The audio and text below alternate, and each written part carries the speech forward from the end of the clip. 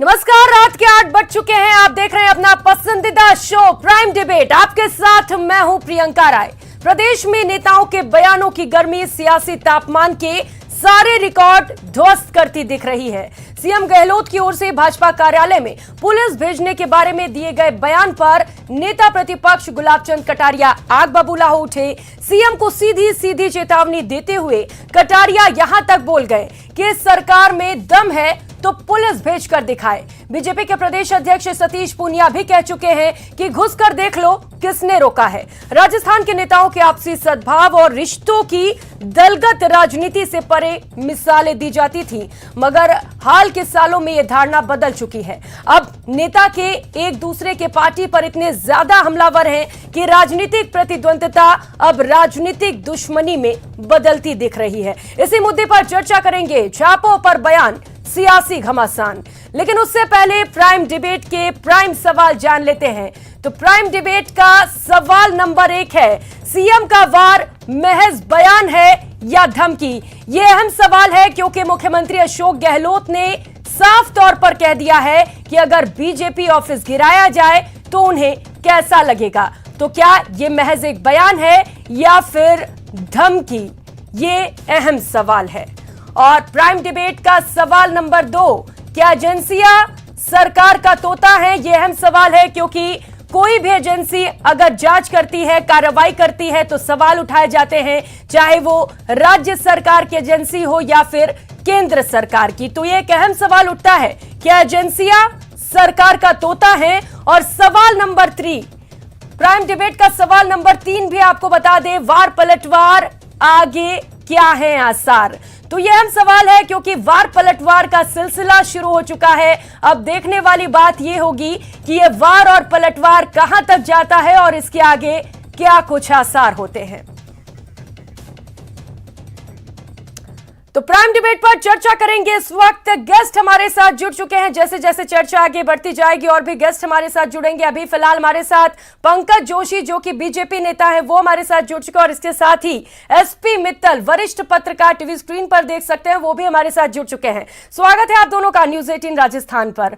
और सबसे पहले एसपी मित्तल जी, आपका रुख करते हुए, मुख्यमंत्री अशोक गहलोत ने कहा है कि अगर बीजेपी का ऑफिस गिराया जाए तो उन्हें कैसा लगेगा? कैसे देखा जाए इस बयान को? क्या ये महज बयान है या फिर धमकी?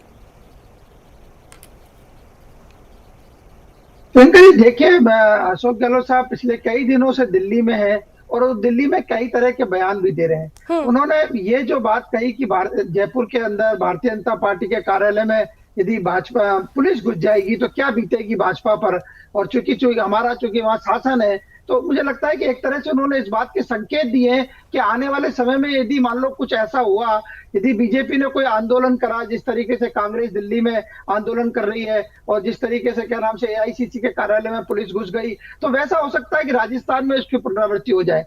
लेकिन इससे पहले अशोक गहलोत साहब ने यह भी कहा कि जो प्रधानमंत्री हैं, अमित शाह हैं, जो गृह मंत्री हैं, उनके बाप दादा भी आ जाएं तो क्या नाम से भारत को कांग्रेस मुक्त नहीं किया जा सकता। और आज जिस तरीके से गुलाबचंद जी कटारिया का ये बयान आया है कि क्या नाम से यदि उनकी माँ ने दूध पिलाया है तो वो क्या नाम से मेरे घर में आके दिखाएं, पुलिस उनको मेरे घर में भेज के देखे। मुझे लगता है कि राजनीति में ऐसे बयानों से बचना चाहिए। बाप दादाओं की बात नहीं होनी चाहिए, माँ के दूध की बात नहीं होनी चाहिए। और जो राजनीतिक के जो मर्यादा है, उस मर्यादा का मुझे लगता है कि सबको ख्याल रखना चाहिए। अब रहा सवाल ये कि चूंकि अशोक गहलोत साहब लगातार दिल्ली में हैं और लगातार जो कांग्रेस की राष्ट्रीय राजनीति है उसके अंदर वो महत्वपूर्ण भूमिका निभा रहे हैं, तो मुझे लगता है कि शायद क्या नाम से बहुत उत्साहित है अशोक गहलोत साहब इस बात को लेके कि जो क्या नाम से जो सेंट्रल की पॉलिटिक्स है उसके अंदर उनकी अहम भूमिका हो रही है, तो बड़े उत्साह के साथ वो बयान दे रहे हैं। आज भी उन्होंने कई ऐसे बयान दिए कि इनकी 7 पीढ़ी भी आ जाए तो ऐसा नहीं हो सकता।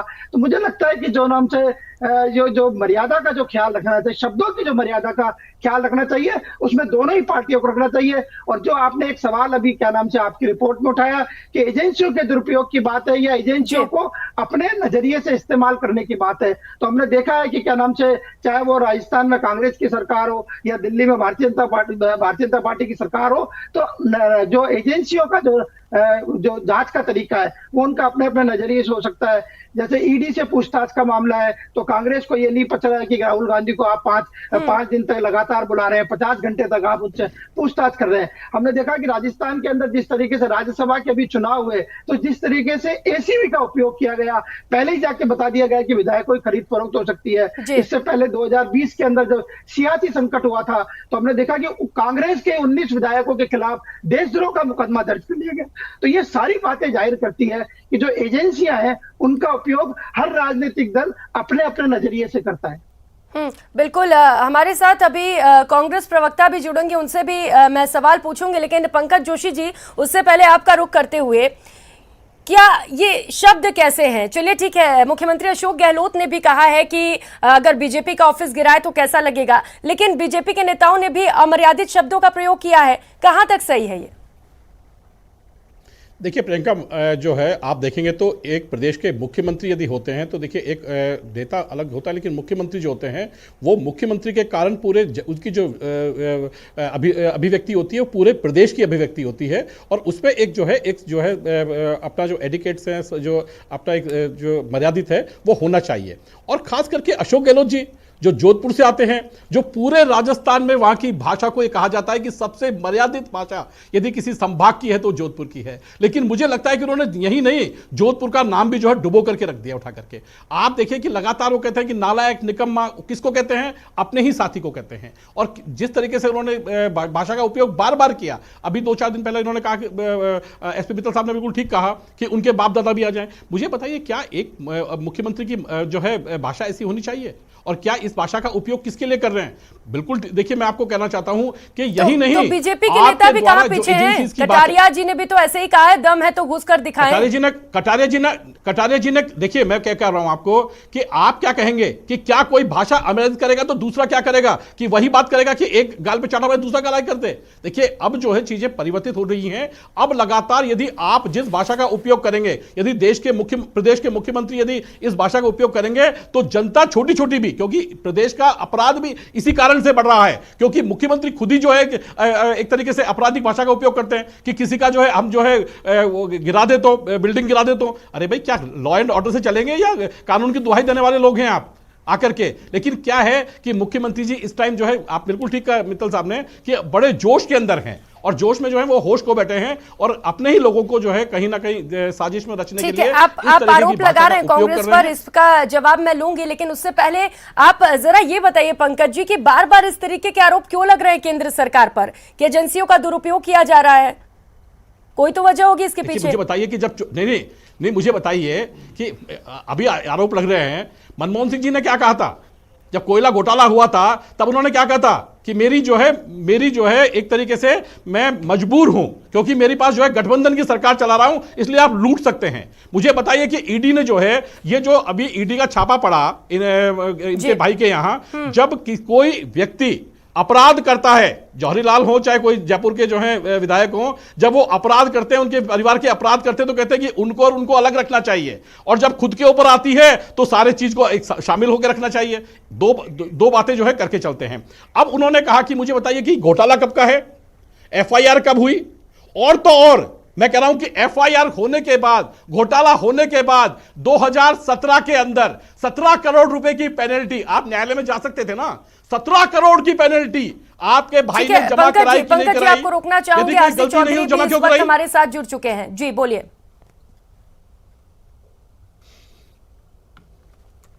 बात करिए, अपनी बात पूरी करिए पंकज जी। जी बोलिए। मैं कह रहा हूं कि भाई आपने यदि गलती नहीं थी तो 17 करोड़ की पेनल्टी कौन जमा कराता है? कोई आदमी यदि कोई पेनल्टी लगती है या कुछ लगती है तो माननीय न्यायालय है, यहाँ पर अपीलेट कोर्ट है, लेकिन आपने उन अधिकारियों के साथ मिली भगत करके, जिसके कारण लगातार पेपरों में भी छपा, आपके न्यूज ने भी छपाया कि उनके साथ मिली भगत करके 17 करोड़ की पेनल्टी जमा करा करके आप उसे निकलना चाहते थे, लेकिन एजेंसियां नहीं छोड़ना चाहती थी, क्योंकि आपने उन गरीबों की खाद को जो है जाकर के विदेशों में बेचा। और ये पहली बार नहीं है, चाहे यूरिया घोटाला हुआ हो, चाहे सीडब्ल्यूजी घोटाला हुआ हो, इसका जवाब लेती हूँ। आरसी चौधरी जी, आरोप लगाए जा रहे हैं कि आप घोटाले करते हैं, तभी तो जांच एजेंसी आपके ऊपर शिकंजा कसती है। दीजिए जवाब। मैं कहना चाहूंगा कि मैंने भारतीय जनता पार्टी के नेता को बड़ी धैर्य के साथ भी सुना। भारतीय जनता पार्टी ने 2014 में सत्ता में आने के बाद में 570 मुकदमे दर्ज किए, विपक्षी दलों पे किए, उन तमाम लोगों पे किए, चाहे वो लेखक हो, पत्रकार हो, छात्र हो, या कोई मीडिया चैनल हो, चाहे कोई मीडिया हाउस हो, उस हर व्यक्ति पे उन्होंने मुकदमा दर्ज किया जिन्होंने केंद्र की सरकार के खिलाफ में, भारतीय जनता पार्टी के खिलाफ में आवाज उठाने का काम किया। ये मैं किसी एक जगह पे, एक राज्य की बात नहीं कह रहा, ये लोकतंत्र पे उन्होंने हमला किया, एजेंसियों का दुरुपयोग किया, और दुरुपयोग इस आधार पे किया। लेकिन आरसी चौधरी जी, मुख्यमंत्री अशोक गहलोत ने अभी जो बयान दिया है कि अगर बीजेपी का ऑफिस तोड़े तो बीजेपी को कैसा लगेगा, इससे पहले प्रताप सिंह खाचरियावास जी ने भी कहा था कि अगर बुलडोजर से बीजेपी का ऑफिस तोड़ा जाए तो कैसा लगेगा। क्यों ऐसे बयान, क्या प्रॉब्लम क्या है बीजेपी से आखिर? प्रियंका, मैं कहना चाहूंगा कि मुझे बोलने का अवसर दें और आपके पूरक क्वेश्चन आएंगे उनका मैं जवाब दूंगा। नहीं, आप जवाब दीजिए, लेकिन बुलडोजर का अधिकार, प्रियंका, बुलडोजर का अधिकार न्यायपालिका को है। देश का प्रधानमंत्री बनाया है, राज्य का मुख्यमंत्री बनाया है उत्तर प्रदेश के अंदर, उन्हें देश का और राज्य का मुख्य न्यायाधीश नहीं बनाया जो वो निर्णय सुना दे उसकी अनुपालना करे। वो एग्जीक्यूटिव एजेंसी है, न्यायिक एजेंसी नहीं है। अगर कार्यपालिका न्यायपालिका के साथ में मिल जाएगी तो देश के संविधान के जो 3 स्तंभ अलग अलग, विधायिका, कार्यपालिका और न्यायपालिका, इसका मतलब देश के अंदर तानाशाही की तरफ जा रहे हैं। मैं कहना चाहता हूं, दिल्ली के अंदर जिस दिल्ली पुलिस के कमिश्नर है राकेश अस्थाना, जिनकी वजह से सीबीआई के मुख्यालय पे आधी रात को सीआईएसएफ और दिल्ली पुलिस के द्वारा घेरा डाला गया था, आज उन्हीं के इशारे पे एआईसीसी के अंदर, एआईसीसी के लोगों को जाने से, कांग्रेस के लोगों को जाने से अगर रोक दिया जाए तो क्या होगा? मैं पूछना चाहता हूं प्रियंका, अगर आपको न्यूज 18 के चैनल पे जाने से रोक दिया जाए, आपको अपने घर शाम को जाने से रोक दिया जाए, आपको कैसा महसूस करेंगे? क्या यही लोकतंत्र है देश के अंदर, जो आप अपने घर नहीं जा सकते, आप अपने कार्यस्थल पे नहीं जा सकते? आखिर दिल्ली पुलिस उस कार्यालय के अंदर घुस गई। ये 1919 की घटना को दोहराना चाहते थे जो जलियांवाला कांड हुआ था, जहां पे जनरल डायर ने हुक्म दिया था। ये दिल्ली पुलिस वहां पे कार्यकर्ताओं में बर्बरता के साथ में अमानवीय यातनाएं, महिला हो चाहे हमारे पार्टी के नेता हो, उन सबको दी। आज वहां पे मीडिया था, वरना हो सकता है कैसी अनहोनी होती अगर लोकतंत्र में 1919 का समय होता, अगर मीडिया वहां पे नहीं होता तो पता नहीं है क्या करते हैं। हम पूछना चाहते हैं दिल्ली पुलिस किस हैसियत से उस कार्यालय के अंदर गई? ठीक है, आपके सवालों का जवाब मैं लूंगी, पंकज जी से मैं आपके सवालों का जवाब लूंगी, लेकिन उससे पहले आरसी चौधरी जी, मुख्यमंत्री अशोक गहलोत ने जो कहा है कि अगर बीजेपी ऑफिस में पुलिस घुसे तो कैसा लगेगा, क्या ये धमकी के तौर पर माना जाए इसे? ये धमकी नहीं, ये देश के लोगों को समझाने की बात है। आज जो इस देश के अंदर हो रहा है, मैंने प्रियंका आपका उदाहरण इसीलिए दिया, आज कांग्रेस के लोगों को, विपक्षी दल के लोगों को, विपक्ष को मिटाने की चाह, विपक्षी लोगों को जाने की चाह, आंदोलन को रोकने की चाह, अगर अग्निवीर की घटना हो तो हमारे सेना के लोगों को आगे करके ये कह रहे हैं कोई भी आवाज नहीं उठा सकता, जिसको उनके मंत्री बोले, जिसको आना है वो आए। ये कैसे फैसले? लोकतंत्र में ऐसे फैसले होते हैं? कोरिया के अंदर जैसे कहते हैं कि 12 दिन कोई हंसेगा नहीं, इस देश के अंदर कोई आवाज नहीं उठाएगा। सेना के लोगों को आगे करके और सरकार इस हिसाब से काम कर रही है, कैसा महसूस करेंगे आप? आपकी आवाज को बंद कर दिया जाएगा, कैसा महसूस करेंगे? देश का लोकतंत्र खतरे में, देश की 135 करोड़ रुपए जो जनता है वो जागेगी और इन लोगों की जो तानाशाही है उसको खत्म करेगी। हिंदुस्तान बताइए पंकज जी, कह रहे हैं तानाशाही चल रही है केंद्र सरकार की, और कह रहे हैं कि ऑफिस में नहीं घुसने देते हैं, आरोप लगा रहे हैं आपके ऊपर, बताइए। अब देखिए, मैं अभी सुनने का वादा रखें, 1975 में अभी 2 दिन बाद वो घटना जो है दिन आएगा जिस दिन जो है इस देश ने वो काला कानून देखा था, जो इस सरकार ने जो है, ये तो कह रहा है ऐसा होता तो क्या होता, इन्होंने तो किया। और जब मैं बता रहा हूं प्रियंका जी, मैं जो है केवल 9 वर्ष का था जब मेरे पिताजी रेलवे में थे, इनके लोगों के कहने पर आटे के पीपे फेंक दिए गए, जहां पर केवल 4 आदमी नौकरी करते थे रेलवे में। भिवाई स्टेशन बांदीकुई के पास, भिवाई स्टेशन आज भी वहां जो है 4 आदमी का स्टाफ रहता है। वहां आपने जो है उनको एक तरीके से बंधक बना लिया गया, लोगों के द्वारा जो है एक तरीके से कहा गया करते हैं कि नहीं करते। और मेरे पिताजी जो है, मैं 8 साल का व्यक्ति जो है उनके पैरों में पड़ा तो उन्होंने कहा कि आप जो कहेंगे वो करूंगा, लेकिन इन बच्चों को छोड़ दीजिए। आप उसकी बात करेंगे ऐसा होता तो क्या होता, आपने तो किया है। उसके बाद 1984 में आई है, दिल्ली के अंदर जो है टायरों पर जला जला करके लोगों को मारा, आपने घरों में घुस करके मारा। कौन थे वो लोग, किसके थे वो लोग? आप चिल्लाए नहीं बीच में। प्रियंका मैं बोला नहीं, प्रियंका जी मैं बोला नहीं, लेकिन सुनने की बात आ गया। प्रियंका जी मैं बोला नहीं, लेकिन ये बदतमीजी की हद पार कर रहे हैं, ये हद पार कर रहे हैं यहाँ पर। मुझे बता, बोलिए, मैं बोला कि इनके ऊपर देश देखा मैंने इनकी इसमें बोला क्या, लेकिन ये क्या है, इनको जब चलती है ना पहली बार परेशानी होती है। यही आदत है इनकी, यही इनका आदत है, क्योंकि ये जो है अपने अकाउंट की जो है ना, अपने अकाउंट की हुकुम गुलामी से परे नहीं जा सकते। देश पाद में, सब कुछ पाद में, केवल जो है आरसी चौधरी के लिए अशोक गहलोत और अशोक गहलोत के लिए राहुल गांधी और सोनिया गांधी, ये इनके जो है भगवान है।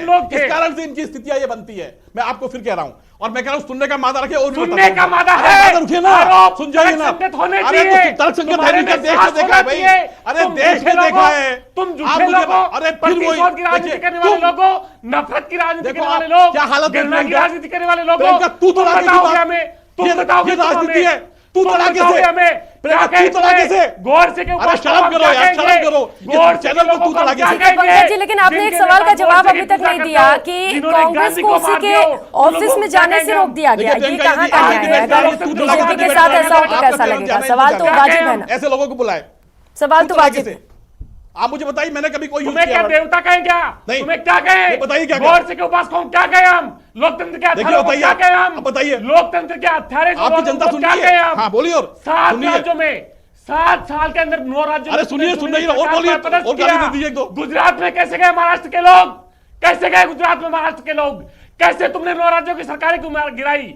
देश ने देखा तुम्हें, जहां देश अरे भाई तुम्हारे से नहीं बच रही तो हम क्या करें? वहां पे एजेंसी तुम्हारे से नहीं बच रही, ठीक है, समय की कमी हमारे पास थोड़ा। एसपी मित्तल जी, क्लोजिंग कमेंट्स आपसे जानना चाहूंगी, किस तरीके से ये वार पलटवार चल रहा है, क्या लग रहा है, आगे क्या नुकसान दिखते हैं इसके? एसपी मित्तल जी, चुप रहिए, ठीक है, हो गया। आरसी चौधरी साहब जी, एसपी मित्तल जी। प्रियंका जी, मैं अपनी बात समाप्त करता हूँ। मतलब ये आरसी चौधरी साहब का मैं इस बात का बहुत तहे दिल से शुक्रिया अदा करता हूँ कि वो जब भी क्या नाम से चैनल पे आते हैं तो कांग्रेस का पक्ष बहुत प्रभावी तरीके से रखते हैं। भले ही चाहे क्या नाम से जो कांग्रेस की सरकार है उन्होंने उनको कुछ पद दिया हो न दिया हो, लेकिन वो अपनी पूरी एक निष्ठावान कार्यकर्ता की तरह कांग्रेस का पक्ष रखते हैं। जहां तक देश में लोकतांत्रिक व्यवस्था का सवाल है तो मुझे लगता है कि देश में लोकतांत्रिक व्यवस्था मजबूत है, और हमारे यहाँ जो क्या नाम से लोकतंत्र के तीनों चारों स्तंभ है वो अपने आप क्या नाम से बहुत सक्रियता के साथ काम कर रहे हैं। हमने देखा है कि उत्तर प्रदेश के मामले में जब क्या नाम से जेसीबी से मकान ढाए गए तो सीधे सुप्रीम कोर्ट में उसकी सुनवाई हुई, मुंसिफ अदालत, हाई कोर्ट और सेशन जज को छोड़ के सीधे हाई कोर्ट के अंदर हुआ। तो मुझे लगता है कि क्या नाम से जो हमारे लोकतंत्र के जितने भी स्तंभ है वो बखूबी अपना काम कर रहे हैं।